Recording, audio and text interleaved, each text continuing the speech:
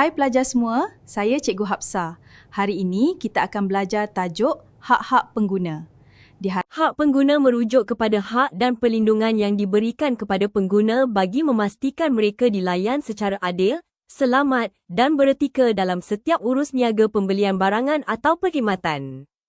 Hak ini bertujuan melindungi pengguna daripada penipuan, eksploitasi, pengiklanan mengelirukan, barangan tidak selamat serta perkhidmatan yang tidak memuaskan. Hak untuk mendapat keperluan asas. Setiap pengguna berhak mendapatkan keperluan asas bagi meneruskan kehidupan yang memuaskan. Keperluan asas ini merangkumi makanan yang mencukupi, pakaian, tempat tinggal, kemudahan kesihatan dan pendidikan.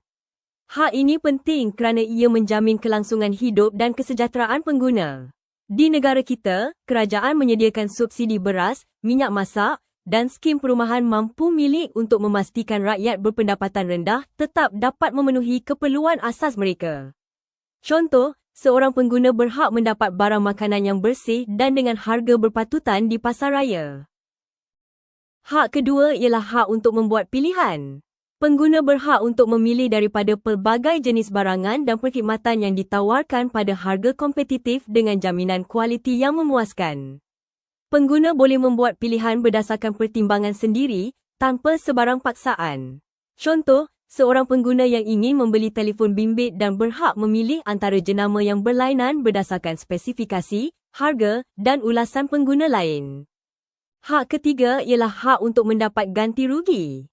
Pengguna mendapat penyelesaian yang adil termasuk pampasan bagi pembelian barangan yang mempunyai perihal dagangan yang mengelirukan, kurang bermutu atau perkhidmatan yang tidak memuaskan. Ganti rugi boleh diperoleh dalam beberapa bentuk seperti pengembalian wang, pertukaran produk atau pampasan lan yang sesuai. Contoh, jika telefon pintar yang dibeli rosak dalam tempoh jaminan, pengguna berhak menuntut pembaikan atau penggantian tanpa kos tambahan. Hak seterusnya ialah hak untuk mendapatkan maklumat. Pengguna berhak untuk mendapat maklumat yang tepat, jelas dan lengkap tentang sesuatu produk bagi membolehkan mereka membuat keputusan yang tepat dan bijak apabila membeli sesuatu barangan atau menggunakan perkhidmatan. Pengguna juga dilindungi daripada pengiklanan palsu, penipuan atau pelabelan yang mengelirukan. Contoh, pengguna yang ingin membeli susu formula berhak mengetahui kandungan nutrisi, tarikh luput dan cara penyimpanan yang betul melalui label pada kotak produk. Hak seterusnya ialah hak untuk mendapat barangan dan perkhidmatan yang selamat. Pengguna berhak untuk dilindungi daripada barangan, proses pengeluaran dan perkhidmatan yang boleh membahayakan kesihatan atau kehidupan.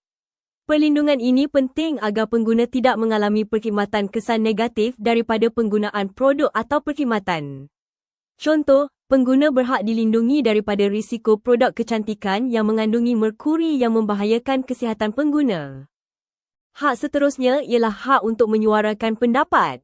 Pengguna berhak untuk menyuarakan pandangan atau aduan mereka supaya kepentingan mereka dipertimbangkan dalam penggubalan dasar kerajaan, penambahbaikan produk atau perkhidmatan. Pengguna juga berhak menyuarakan rasa tidak puas hati terhadap barangan atau perkhidmatan yang diterima. Contoh, pengguna yang mendapati makanan di sebuah restoran terlalu mahal berhak untuk menyuarakan rasa tidak puas hati kepada pemilik restoran tersebut atau membuat aduan melalui aplikasi pengaduan pengguna supaya restoran tersebut mengambil tindakan untuk menurunkan harga pada kadar yang berpatutan. Hak lainnya ialah hak untuk mendapat pendidikan pengguna.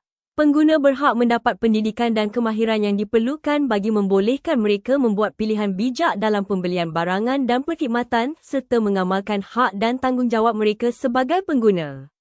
Pengguna boleh mendapatkan pendidikan kepenggunaan melalui risalah, laman web rasmi kerajaan, seminar dan kempen kesedaran. Contohnya, seorang pengguna boleh melayari laman web rasmi kerajaan untuk memahami cara membaca label produk makanan. Hak terakhir ialah hak untuk hidup dalam alam sekitar yang sihat dan selamat. Pengguna berhak untuk hidup dan bekerja dalam persekitaran yang bersih, sihat dan selamat daripada sebarang bahaya kepada kesihatan. Persekitaran yang sihat bukan sahaja memastikan kesejahteraan pengguna pada masa kini, tetapi juga untuk generasi akan datang. Contoh, seorang pengguna yang tinggal di kawasan bandar berhak untuk mendapatkan udara yang bersih, air yang selamat diminum, serta pembuangan sampah dan sisa industri yang terurus dan terkawal supaya tidak mencemarkan persekitaran.